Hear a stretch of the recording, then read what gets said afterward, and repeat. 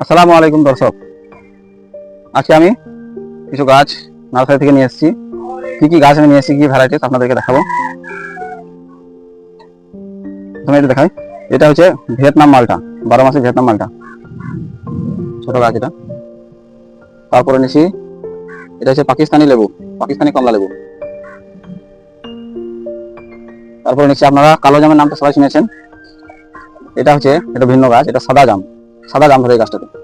Nursery আমি বললো যে সেটা সাদা জাম, দেখা যাক গাছটা লাগাবো, তারপরে সাদা হয় না কালো হয় আপনাদেরকে পরে আপডেট দেবো। আর এটা হচ্ছে পাকিস্তানি পাতি লেবু, আমি এটা কোনোদিন দেখি নাই, যাক লাগিয়ে দেখবো কেমন হয়। আর এটা হচ্ছে তেজপাতা গাছ, ওনারা দেখলে বুঝতে পারবেন তেজপাতা।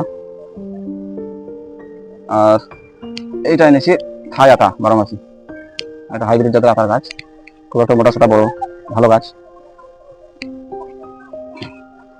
আর এটা হচ্ছে সিকি মৌসাম্বি, ইন্ডিয়ান সিকি মৌসাম্বি, নিচের দিকটা কয়েনের মতন হয় সেই মৌসাম্বির গাছ এটা।